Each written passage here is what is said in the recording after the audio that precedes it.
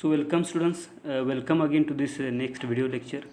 So previously in previous video lecture we observed that why we listen, and we listen for getting information, doing evaluation, or feeling empathy, for socialization or dialogue, or for enjoyment. For these purposes we listen. All right all right what happens when we do not listen, when we are not receptive to the signals coming from our environments? When we do not listen, when there is a mismatch between the goals and perception of the message. The message has a goal, and the goal is decided by the person drafting the message. The goal is decided by the creator of the message. Now, when there is a mismatch between the goal of the person and the perception of the receiver, which is me, it causes loss of information. Something is lost. I am not receiving it in the spirit that it was tended to be broadcast.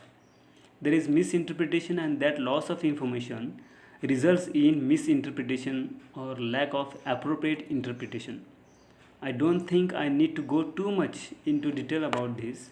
We have talked ad megrim about the difference in context resulting in a difficulties with the communication, and this misinterpretation or lack of appropriate interpretation leads to conflict eventually. Let us move to the next slide. Okay, so there are some types of listening according to Pamela Angel. We have two different types of listening. We have active listening and we have passive listening.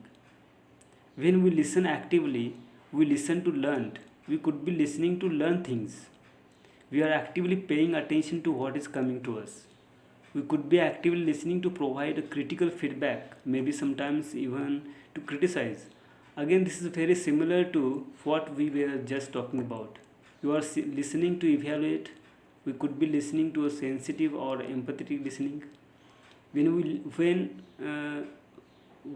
somebody is sharing some emotional experience they had with us, we are listening to be sensitive. We are listening to put ourselves in their shoes and then try and understand their point of view. Okay, again, there is a dialogic listening.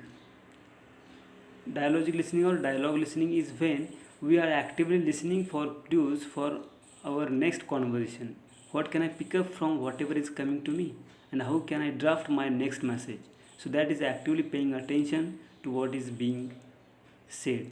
Okay, in next part, here is a passive listening, in which we listen for pleasure. Music and casual, polite and conversational. You go to a party, you listen a little bit, you hear something if you get the other things, and that is polite and conversational listening. So you go to the another party with the same people after 6 months, and you again ask them how old their children are and what classes their children are in, and that is polite and conversational sort of. It comes and goes, it is just sort of pass by, and we are in there. Okay, so that kind of call is passive listening. Again, here, see, so I'm sure you know who Stephen Covey. Stephen Covey. Hmm? So according to him, the levels of listening are ignoring, which is what we do in big parties and in big gatherings and big meetings, and we go to these meetings and lots of things are going on, and we are trying to listen for things that pertain to our work. So what happens is, we are listening and lots of people and big conferences, and I know X was there. I recognize the voice of one of my colleagues, but I don't actively listen to what is being said. Somebody asked me so and so who was there at that gathering, and I remember, but I don't really remember what this person said. So that is ignoring the very basic level of listening. Okay, next is pretending. Pretending is when we try and get some gist of whatever is going on. Gist means central idea is whatever is going on. We try and pick up a few cues regarding what is going on.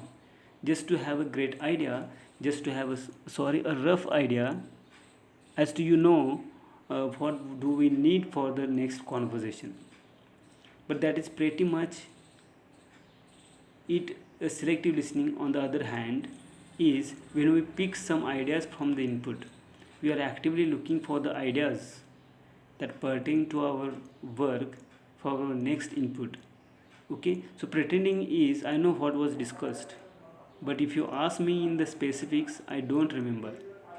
But when we selectively listen, I'm selectively listening, I'm actively listening for things that I need to draft my next message to the audience or to another group of people, or if I want to tell my boss what was discussed specifically in my area. Then I will go this meeting, I pick up cues, but if it is something that completely is on a completely different plane, then I don't really pay attention to it. Okay, that is called here pretending or selective listening. So attentive listening is what I hope is going on this class. I really hope that you are listening to what I am saying. You are trying to understand what is being said in class, and this is what we trainers hope the trainees are doing. You actively listen to even bit to every bitten piece of the message that is coming to you, and place it on the whole and try and understand the whole message. And empathic listening is then you actually can identify. Okay, you may feel that our person guest lecture has approached there and he has talked about 2 or 3 hours, and you will feel that what is the stamina of that person, how much patience he has kept. Okay, again you will feel empathy for a particular subject teacher who always comes to you, who teaches 40 minutes or 60 minutes again and again, and you will feel empathy. Okay, in what way he might be preparing his plan for students. Okay, for example, this current lecture or any lecture you may take, it is a lecture for you for 60 minutes, it is a 1 hour for you, but behind that every subject teacher prepare spares 7 to 8 hours or several hours to prepare that 1 hour lecture. Okay, and then you feel empathy. Okay, so there are the stages of effective listening. Hmm? The stages of effective listening, again, according to Seller and Bill, are hearing, accepting the sounds that are coming in from the environment, understanding, making sense after sounds, and again understanding. Of course, what is simplicity in understanding is the selective selection of appropriate signals or bias in accepting those signals and making sense, organizing those signals to make sense of whatever is coming at us.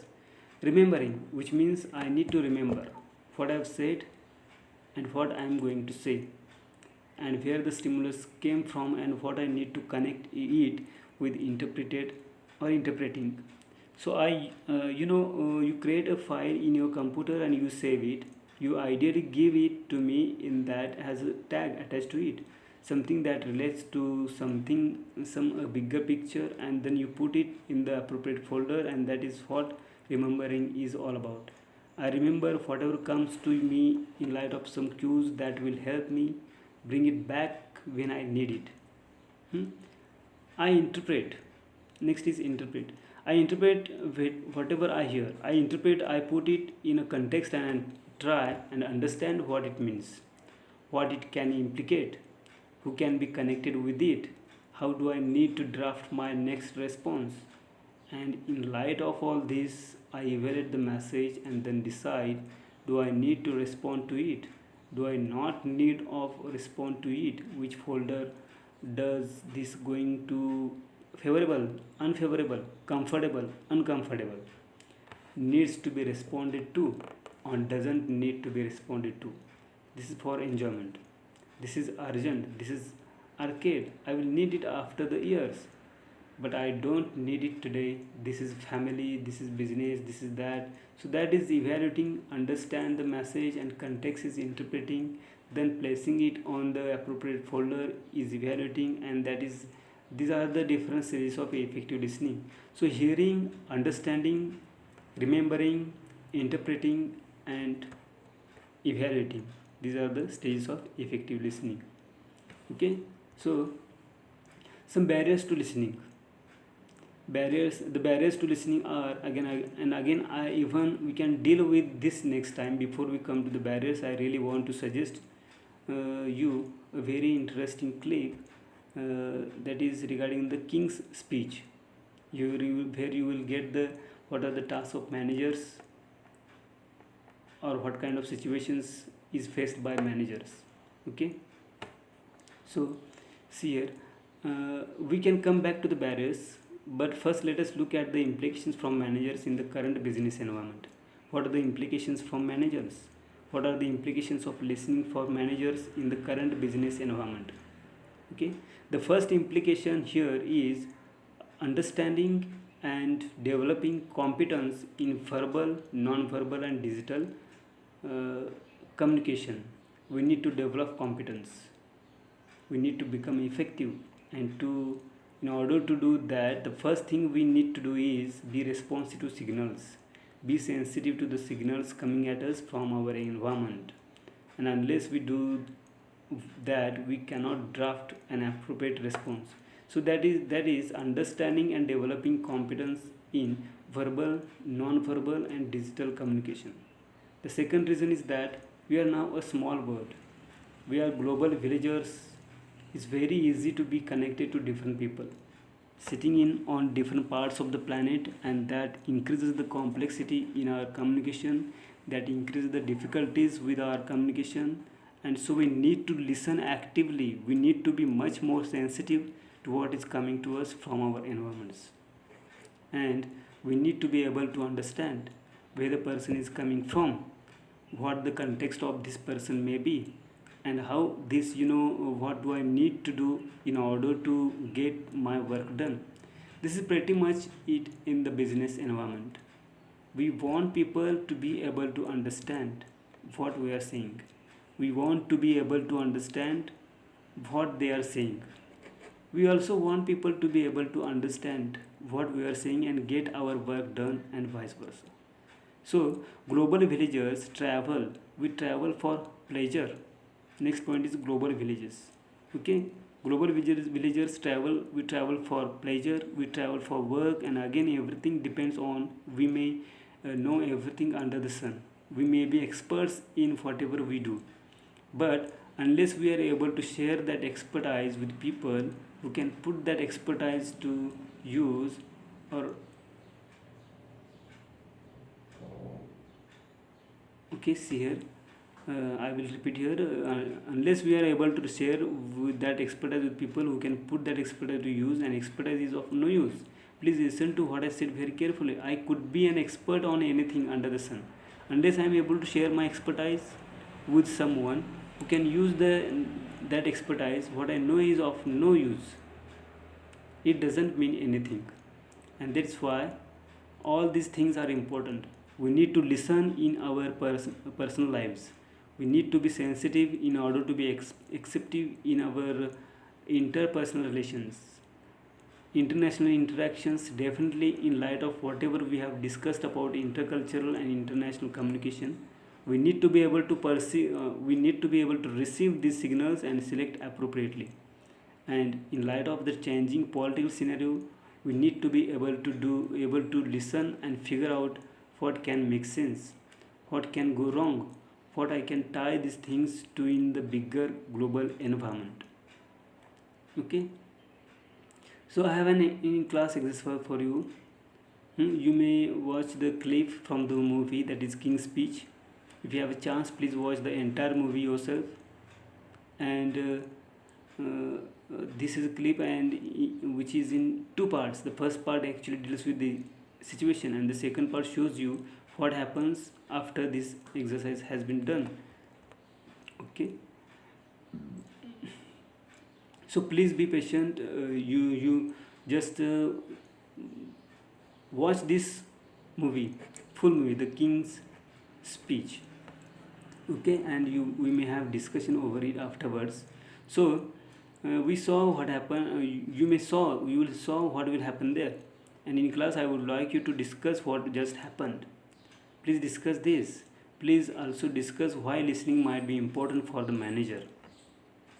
In addition to what I have just told you, what are the specific activities in which listening can help a manager?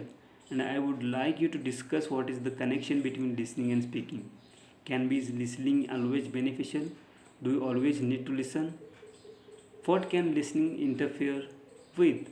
What is the connection between listening and speech? How does listening contribute to speaking? How does listening affects speaking? Think about these things. Discuss these things and we will talk some more in the next class. The next class will exclusively focus on listening and the barriers to listening and the applications of the listening in the business environment. So, thank you for today.